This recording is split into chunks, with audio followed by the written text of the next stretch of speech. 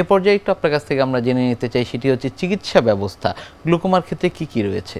গ্লুকোমার ব্যাপারে এটা একটা সুখবর যে চিকিৎসা যেটুকু এটুকু কিন্তু এখন আমাদের হাতে আছে এবং খুব সিম্পল। শুধু একটা ড্রপ দিয়ে আমরা শুরু করি। একটা ড্রপ কোনোটা আছে একবেলা দিলে হয়, অথবা 2 বেলা দিলে হয়, 3 বেলা দিলে হয়। শুধু একটা ড্রপ একটু কস্টলি হয় যে তার এটা হোল লাইফ। আচ্ছা।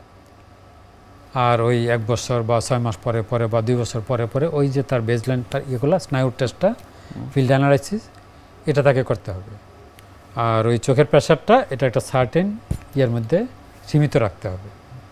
এখন একটা ড্রপে ব্লাড প্রেশারের মতো একটা ট্যাবলেট দিয়ে শুরু করে, যদি না হয় তখন আরেকটা ট্যাবলেট দেয়, আরেকটা ট্যাবলেট দেয়। তো এরকম 1টা 2টা 3টা ড্রপ পর্যন্ত আমরা যাই। এরপরেও যদি কন্ট্রোল না হয় তখন আবার একটা ওই চোখের একটা ফিল্ট্রেশন অপারেশন আছে, বাইপাস অপারেশন বলি আমরা, এটা হলো ট্রেবিকুলেক্টমি বলি, সেটা আছে। লেজার অপশানও আছে, মাল্টিপল অপশান আছে, এটা সে অ্যাফোর্ড করতে পারবে। কিন্তু সবচেয়ে চ্যালেঞ্জিং হলো তার শনাক্ত হওয়াটা। গ্লুকোমা শনাক্ত যদি হয় তাহলে চিকিৎসার জন্য খুব একটা সমস্যা হবে না। নিশ্চয়ই স্যার। আপনি লেজার অপারেশনের কথা বলছিলেন, সেক্ষেত্রে স্যার লেজার অপারেশন করবার পরে আমি যদি একটু প্রগনোসিস কেমন হয় রোগীর সেটি জানি, এবং পার্শ্ব প্রতিক্রিয়া কিছু রয়েছে কিনা এই লেজার অপারেশনের।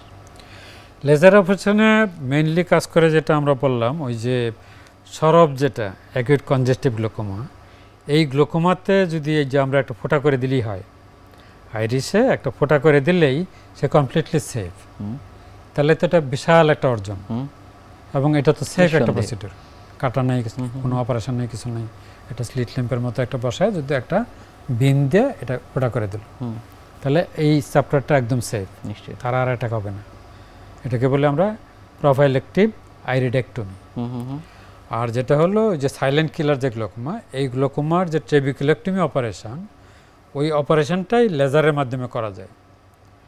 এইটা একটাই হলো যে লেজারের মাধ্যমে করলে এটা লংজিভিটি ওই সার্জিক্যাল যে অপশানটা তার চেয়ে কম, কিন্তু এটা তো অ্যাফোর্ড করাটা একটু কস্টলি হয়।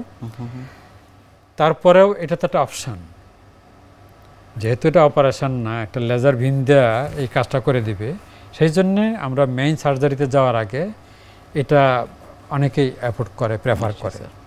তো সেই জন্যে মেডিকেশান, লেজার, দেন সার্জারি, এরকম একটা সার্জারির পরেও যদি আবার দেখা যায় যে তার কন্ট্রোলে নাই, তখন আবারও ওই ড্রাগ, অর্থাৎ আপনার একটি প্রোটোকল ফলো করে এগিয়ে একটা প্রোটোকলের মাধ্যমে চলতে।